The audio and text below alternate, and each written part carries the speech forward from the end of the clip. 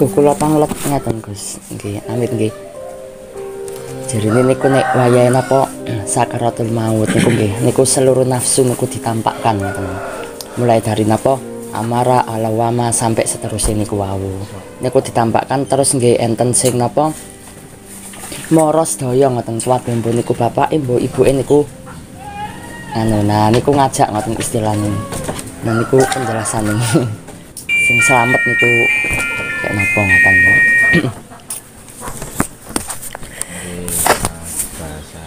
Bahasa yang disampaikan tergantung siapa yang menyampaikan.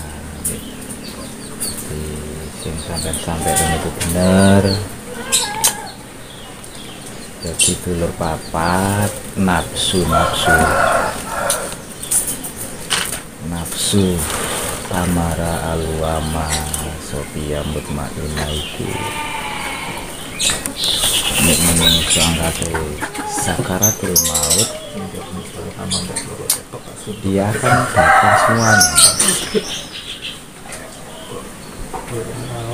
Ya tergantung apa yang dia cintai di dunia ini.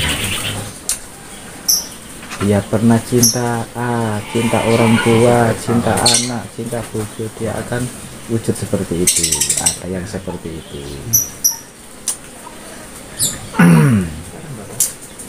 Nah, tak sampai secara pemahaman sing gampang dipahami masalah penampakan ABCD itu tergantung si setan dari golongan jinnya dia datang dengan penampakan apapun, tapi semua itu jebakan. Jadi aku angkat sakaratul maut 1 tahun sebelum sakaratul maut itu sudah ada tanda-tandanya bagi orang-orang sing paham, dan itu pun bukan tolok ukur dekat sama Tuhan. Jadi orang yang meninggal dunia ngerti mati ini kapan ya, itu bukan nopo sebagai pertanda orang dekat sama Tuhan. Contoh orang kebatinan itu orang sing ngerti, oh kalau denyut di sini dengan seperti ini, oh aku mati kurang 40 dino. Oh denyutku nadiku nek ngene kene berarti matiku kurang 7 dino. Nah, ono sing kaya ngono Mas. Kemudian ada yang orang berkhodamkan setan dari golongan jin, mereka ngasih tahu juga kematian menanti A B C D ngono juga. Terus orang tukang ilmu lentrik pun dia tahu kematian dirinya sendiri, matinya hari apa, penyebabnya dari apa, itu paham Mas. Sing nunjukkan ya setan-setan dari golongan jin juga apa ya, arwah-arwah gentayangan,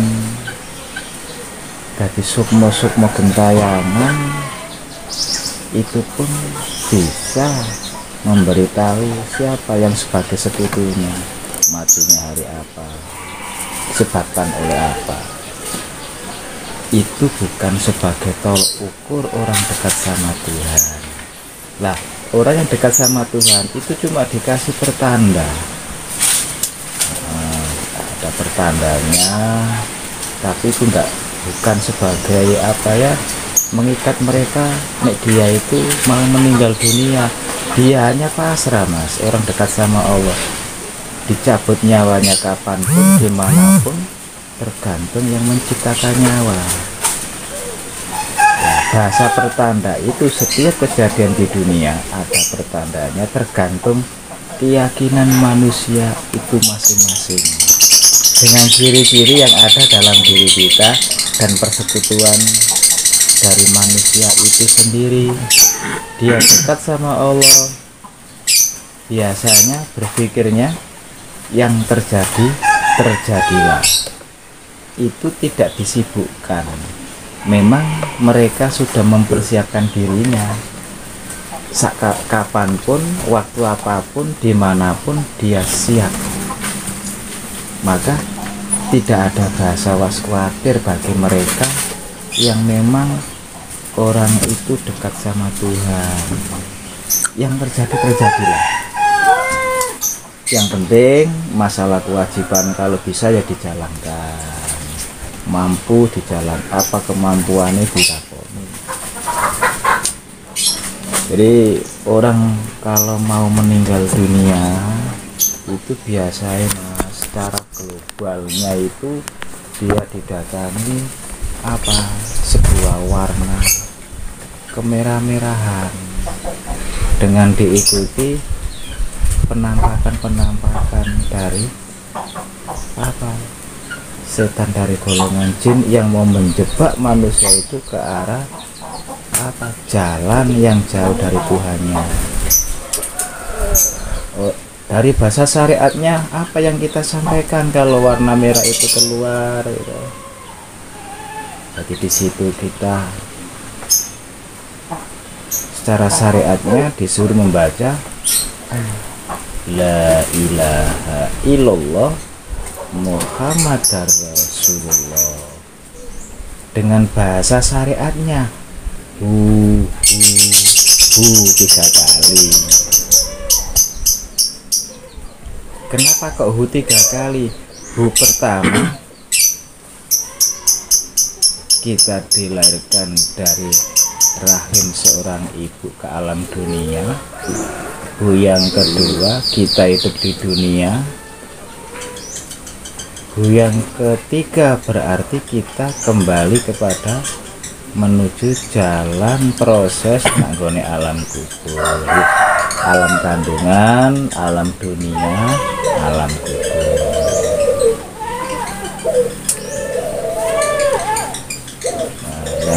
Yang kedua nanti baru kalau itu sudah diucapkan maka warna merah hilang berganti warna kuning. Warna merah warna disimboliskan amarah, karena warna kuning disimboliskan adalah nafsu lawamah. Begitu juga warna hitam disimboliskan makom nafsu supia. Lah 3 nafsu ini kalau muncul dari amarah alwama supia, kita mengucapkan kalimat la ilaha illallah Muhammadar Rasulullah hu.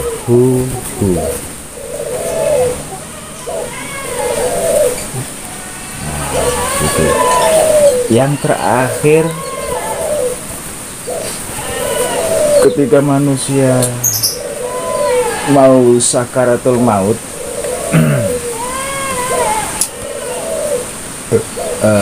setelah muncul warna tadi itu, lah yang terakhir itu warna bening yang muncul. Bening seperti kaca, seperti terangnya bulan purnama. Itu adalah bentuk daripada makom manusia yang diakui menjadi hamba Allah. Maka mereka dalam bahasa syariatnya mengucapkan masya Allahu kana minal mu'minina haqqo.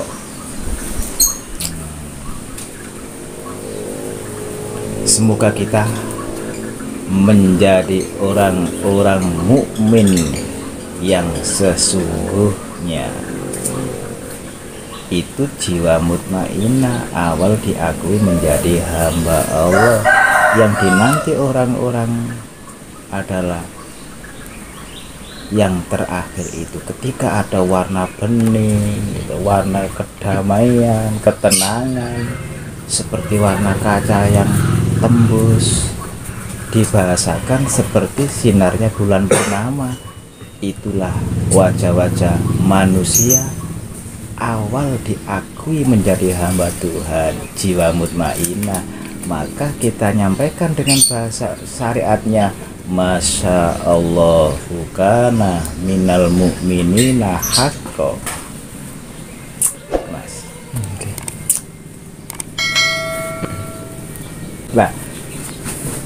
Itu bahasa syariatnya, Mas. Tapi kalau kita sambung di jiwa mutmainah, itu kita kalau sudah sambung di jiwa mutmainah, maka warna dari warna-warna yang muncul ketika kita sebelum sakaratul maut itu sudah nggak ngefek, Mas.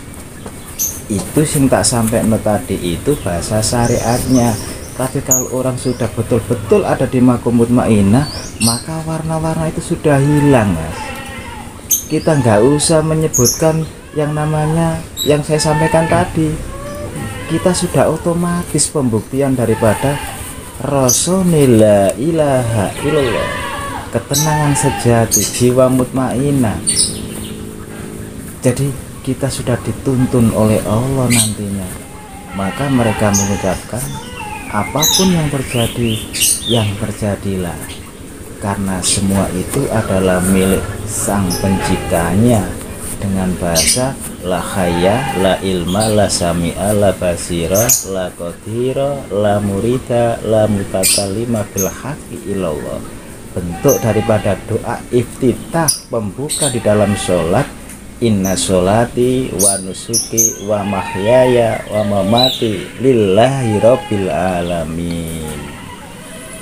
Itu kalau mereka betul-betul ada di makom mutmainah, maka warna-warna itu sudah nggak ada ngefek. Kita nggak usah mengucapkan itu. Yang saya sampaikan yang pertama tadi adalah bahasa syariatnya.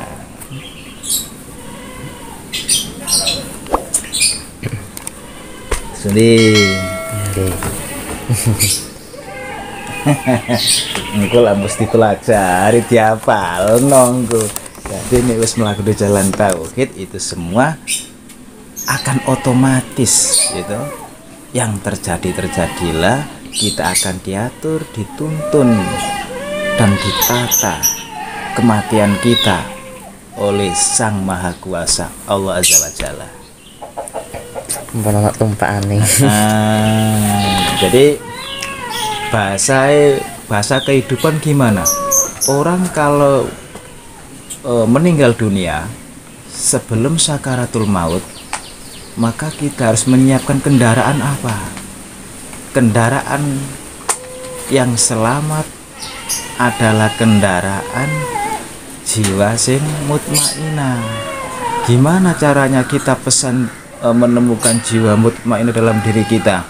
Maka berzikirlah, bersyahadat tauhidlah, sholatlah, dan puasalah. Ketika dijalankan bisa meru'yah diri kita sendiri. Berarti kita harus jihadun nafsi. Kita membuka alimul ghaibi wasyahadah. Kita membuka pembersihan hati dan jiwa sampai kita menuju jiwa mutmainah. Walaupun belum jiwa mutmainah itu, tapi kita sudah tepat caranya, jalannya, alatnya, dan tujuannya. Berarti kita tergolong orang-orang yang sudah menyiapkan perjalanan sakaratul maut dengan apa? Kendaraan yang disiapkan oleh Tuhan dengan janji-janji Tuhan. Hei manusia, kalau kamu menemukan jiwa mutmainah dalam dirimu, maka itulah kendaraan yang saya siapkan untuk cipta aku yang namanya manusia, yaitu sebuah kendaraan yang sangat mewah, buatan Tuhan, bukan buatan manusia.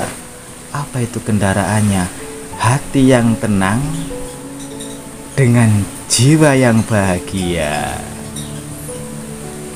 Jadi ketenangan dan bahagia yang terbentuk dari bersihnya hati, pembuktian daripada pembuktian dua kalimat syahadat, itu sebagai kendaraan mewah yang disiapkan oleh Tuhan untuk orang-orang mukmin sejati, supaya kita menuju dari sakaratul maut menuju ke alam kubur, kita diselamatkan oleh Sang Penciptanya Allah Azza wa Jalla. Itu teknologi Tuhan. Orang Yahudi tidak mampu, profesor pun tidak mampu bikin itu. Maka alimil ghaibi wasyahadah, yang dibentuk oleh Allah lewat Rasulullah dengan pembuktian rasane la ilaha illallah sampai wujud rasane Muhammad Rasulullah. Ini kendaraan yang sudah disiapkan oleh Allah yang ada dalam diri manusia itu sendiri. Tinggal manusianya, bisakah manusia itu nyampe pada makom itu dengan perjuangan jihadun nafsinya? Sudah disiapkan oleh Allah, ada di dalam diri manusia. Maka di situ ada pembuktian Muhammad Rasulullah. Sebelumnya pembuktian rasane la ilaha illallah itu adalah kendaraan teknologi Tuhan. Manusia secerdas apapun makhluk ciptaan Allah tidak akan mampu membuat kendaraan itu kecuali teknologi Tuhan.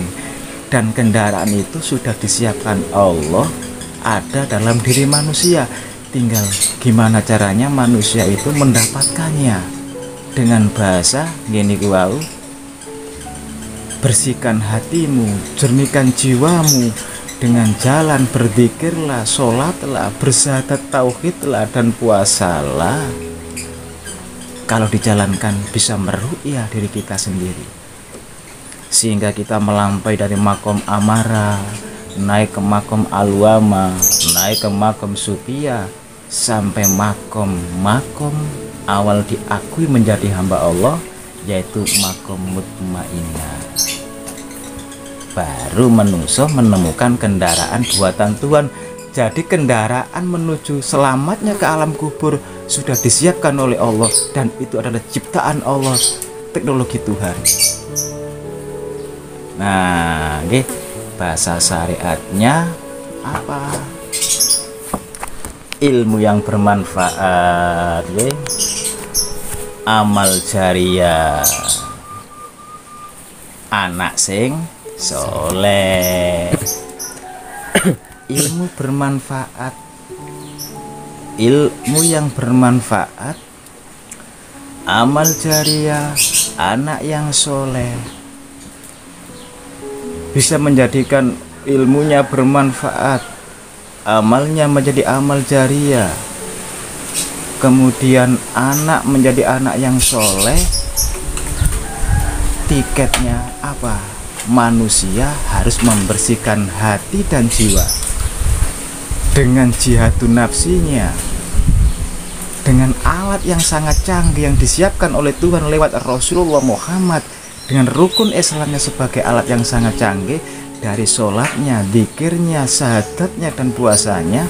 Kalau dijalankan bisa membuktikan zakat fitrahnya.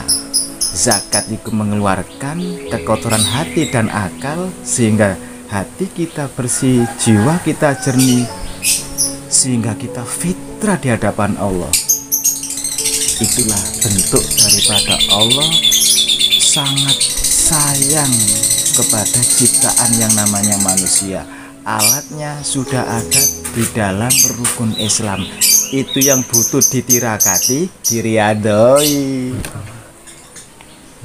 Terus Budi, Mas Rama, masuk. Masuk. Nice. Terus ini Gus Adit masuk ya? Masuk terus. Mari mangan mie barang ini. Masuk apa nih?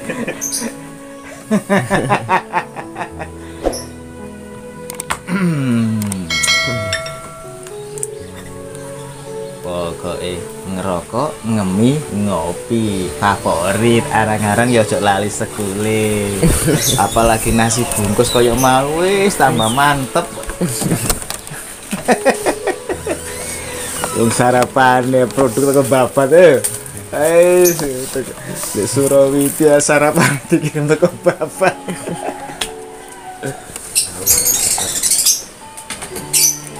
Niku kalau sampai no syariate, tapi kalau orang sudah bisa membuktikan itu, sudah nggak ngurus itu, Mas.